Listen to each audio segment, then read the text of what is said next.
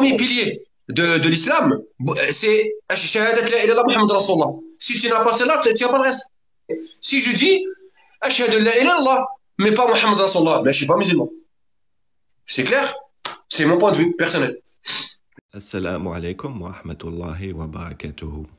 Aujourd'hui, en 2023, on est à une période grave où vous pouvez trouver des musulmans qui se prétendent musulmans dire à d'autres musulmans qui suivent le livre d'Allah qu'ils sont des kuffars.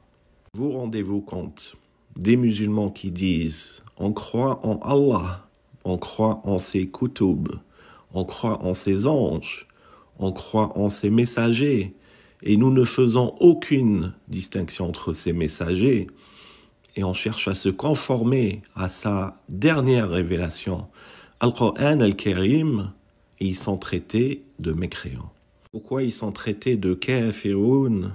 Parce qu'ils rejettent des écrits humains, des écrits que Allah n'a pas enzala, que Allah n'a pas fait descendre. Exemple, Sahih al-Bukhari. Sourate 5, verset 44.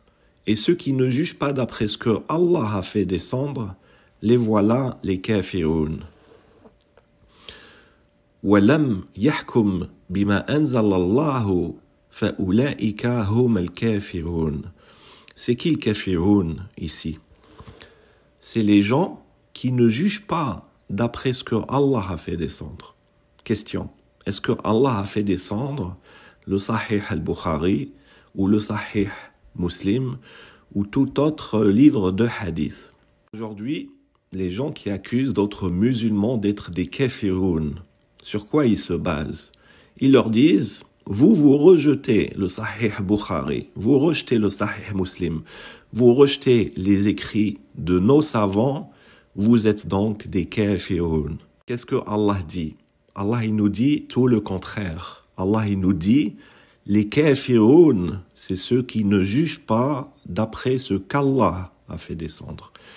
Et dans ce verset même, Allah se réfère à la Torah. Il parle de la Torah dans laquelle il y a guide et lumière. Donc c'est qui a raison? Qui sont les kafiroun aux yeux d'Allah?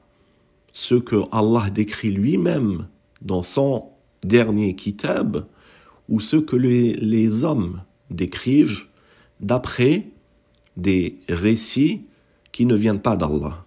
Verset suivant, numéro 45. Ceux qui ne jugent pas d'après ce qu'Allah a fait descendre, ceux-là sont les injustes. En arabe, Ulaika hum ad-dhalimun.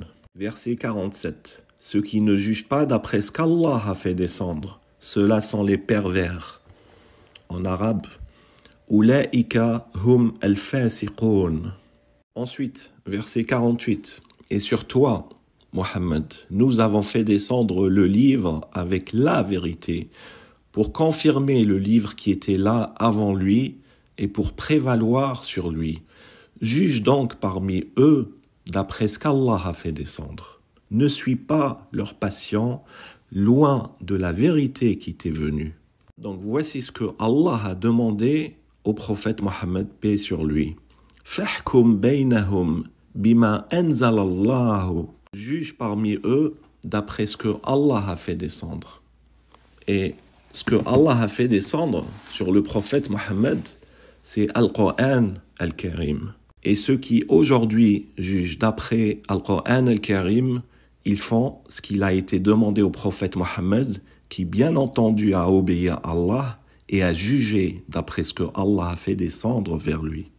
Et ce qu'on voit clairement ici, c'est que ceux qui ne jugent pas d'après ce que Allah a fait descendre, que ça soit la Torah, l'Évangile ou le Coran, qui a prédominance sur eux, Allah les décrit comme des kafiroun, comme des dhalimoun et comme des fasiqoun.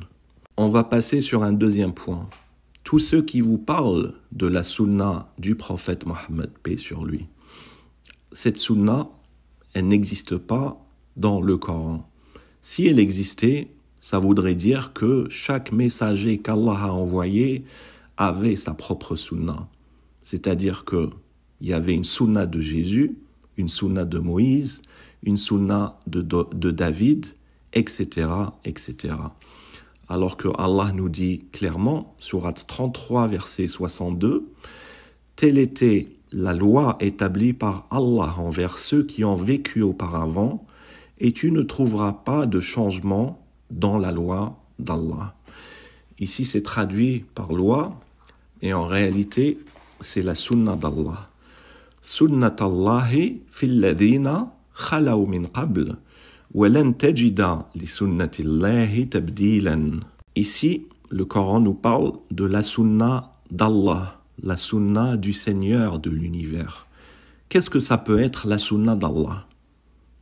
La sunna d'Allah, c'est les lois d'Allah, c'est les règles d'Allah. Est-ce que les prophètes, ils sont venus pour inventer leurs propres règles ou leurs propres lois, ou est-ce qu'ils ont été envoyés pour transmettre le message d'Allah et poursuivre la sunna d'Allah? Je vous le dis, celui qui rejette la sunna est un kafir billah. Quand tu rejettes la sunna de ce prophète honorable qu'Allah a envoyé et l'enseignement qu'il a donné, tu le rejettes et tu te réfères uniquement au Coran, hada kufrun billah. Si tu meurs sur cette croyance, tu vas aller en enfer avec un aller simple. Ceux qui viennent prétendre que le prophète Mohammed avait une sunna, comment peuvent-ils expliquer ce verset à la sourate 3, verset 95, où il est demandé au prophète Mohammed, paix sur lui, de dire ceci: « C'est Allah qui dit la vérité. Suivez donc la milla d'Ibrahim, musulman droit, il n'était point des associateurs. » Comment ça se fait que si le prophète Mohammed avait une sunna, lui-même a demandé aux gens de suivre la milla d'Ibrahim? En arabe, « Qul sadaqallahu fattabi'u millata Ibrahim » fattabi'u, c'est-à-dire suivez. Allah ne demande pas de suivre la sunna du prophète Mohammed, il demande de suivre la milla d'Ibrahim. Hanifan wa ma kana min al-mushrikin. Il ne faisait pas partie des associateurs. Aujourd'hui, les gens vous disent le Coran est la sunna du prophète Mohammed.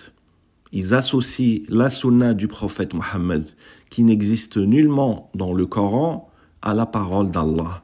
Alors que dans la parole d'Allah, justement, Allah nous dit « Fattabi'u millata Ibrahim » suivez la voie ou la milla d'Ibrahim. Ils viennent vous dire que le prophète Mohammed, paix sur lui, est le meilleur exemple pour vous pousser à suivre des écrits qui ne viennent pas de notre cher prophète. Alors que, regardez ce que le prophète Mohammed, paix sur lui, a dit de son vivant, sourate 6, verset 161. « Moi, mon Seigneur, m'a guidé vers un chemin droit, une religion droite, la religion d'Ibrahim, le soumis exclusivement à Allah, il n'était point parmi les associateurs. » Donc, le meilleur exemple pour certains, suivez la milla d'Ibrahim, se référer à celui qui est appelé le père des croyants dans le Coran, qui est Sidna Ibrahim. Méfiez-vous de ceux qui associent la sunna du prophète qui n'existe pas, alors que le prophète lui-même s'est référé à la milla d'Ibrahim. Suite, verset 163. « À lui, nul associé. Et voilà ce qui m'a été ordonné, et je suis le premier à me soumettre. » C'est-à-dire que le prophète Mohammed, paix sur lui, s'est soumis à la volonté de son Seigneur qui lui a demandé de suivre la milla d'Ibrahim. Tous ces versets que je vous ai montrés, beaucoup de musulmans, hélas, aujourd'hui, ils ont kafara de ces versets, c'est-à-dire qu'ils leur ont tourné le dos. Ils ne veulent pas les voir. Ils ont tourné le dos à la parole d'Allah au profit de la parole des hommes. Donc, pour conclure, et Allah est témoin entre vous et moi, que ce Coran vient d'Allah. Et si vous êtes musulman, vous reconnaissez que ce Coran vient d'Allah. Il a été anzala par le Seigneur de l'univers. Et vous et moi savez très bien que des gens comme Bukhari ont vécu plus de 200 ans après la mort du prophète Mohammed, paix sur lui. Vous savez très bien que le Sahih al-Bukhari n'a pas été anzala par Allah. Donc, comment des gens, aujourd'hui, peuvent tourner le dos à la parole d'Allah qui dit que il faut juger d'après ce que Allah a fait descendre. C'est-à-dire que c'est Allah qui définit qui sont les mu'minoun et c'est Allah qui définit qui sont les kafiroun et non pas les hommes. En réalité, laqad kafara kullu nasi alladhina yaquluna hada shay'. C'est-à-dire que tous ceux qui disent que ceux qui suivent qui ne suivent que le Coran sont des koufars, eux-mêmes, ils ont renié et eux-mêmes ont kafara des versets d'Allah, dans celui-ci à la sourate 2, verset 285, qui nous dit qui sont al-mu'minoun. Al-mu'minoun, kullun amana billahi wa malaikatihi wa kutubihi wa rusulihi. Allah nous dit que les croyants, c'est ceux qui croient en Allah, en ses anges, à ses kutub, à ses livres, et en ses messagers, et qui disent nous ne faisons aucune distinction entre ces messagers. Les croyants, al-mu'minoun, aux yeux d'Allah, c'est pas des gens qui vont vous dire si tu n'attestes pas de Mohammed, tu n'es pas musulman. Al-mu'minoun, aux yeux d'Allah, ils vous disent nous croyons en tous les messagers d'Allah, que ça soit Mohammed, Jésus, Moïse, David, Salomon, etc. Et nous ne faisons aucune distinction entre eux. Ce verset ne cite aucun nom parce que Allah nous dit ces messagers, Rusulihi. Donc, c'est pour ne pas faire de distinction. C'est pour ça qu'il ne cite aucun. Al-mu'minoun, c'est ceux qui croient en eux tous. Donc, vous voyez bien que ceux qui viennent faire le tekfir d'autres musulmans à tout va, eux-mêmes, yakfuruna bi hadihi al-aya et bien d'autres versets. Donc, les amis, revenez au Coran.